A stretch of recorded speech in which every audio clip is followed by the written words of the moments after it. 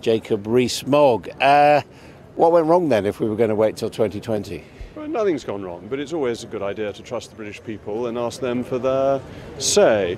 I've always thought that the Fixed Term Parliaments Act was a constitutional monstrosity. It went against the grain of how our constitution works. And I think we are getting to a point where a new Prime Minister requires a mandate directly from the British electorate. So I think what she's doing, what Mrs May is doing, is goes with the grain of the British constitution and therefore is a sensible.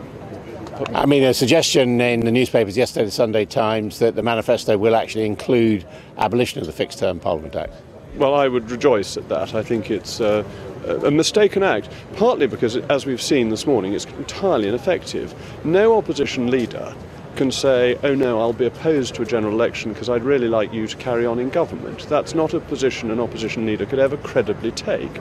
So it's a bit of constitutional vandalism that doesn't work. Why do you think she needs a larger Conservative majority? That's what she's asking for. I don't know whether she's going to get it. Why does she need it? Is it actually because of people like you pushing her further towards hard Brexit and the right all the time? No.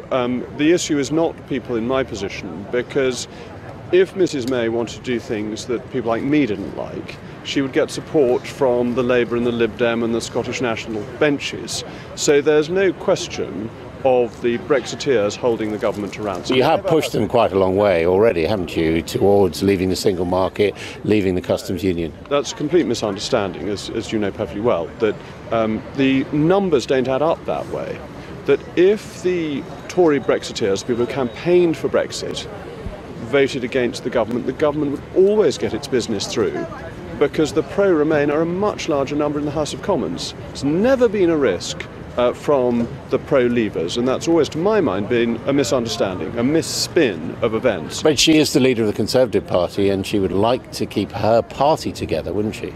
Yes, but that means keeping those who voted Remain on board as well. So I don't think this is about the minutiae of party management. I think it's about getting a mandate for difficult decisions that need to be taken. Decisions in relation to Brexit, but also in relation to economic activity. That we've had questions raised about whether, with the strains on the defence budget, with all that's going on in the world at the moment, a very uncertain world, whether the 0.7% guarantee on overseas aid is still appropriate. But that was a manifesto commitment. And before manifesto commitments are changed, you need to go back to the electorate. So I think it's getting a mandate for Mrs May's vision of government. And I think that's the right thing to be doing. Certainly underlines the sort of massive change there's been within Conservative Party policy since the last general election.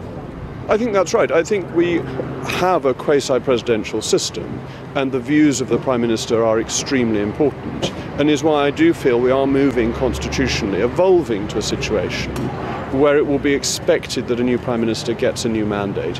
When Gordon Brown didn't, that turned out to be a great mistake for him, and I think doing it within the year of taking office, Mrs May is making the right choice, and crucially going with the development, the evolution of our constitution. What do you think the prospects are for this general election? How confident are you that she will manage to secure a stronger mandate? Well, I think one should always be cautious. As the opinion pollsters have got practically everything in the last few years catastrophically wrong, I wouldn't put money on what they say today. But I feel the mood of the country is that they want Brexit to be implemented effectively.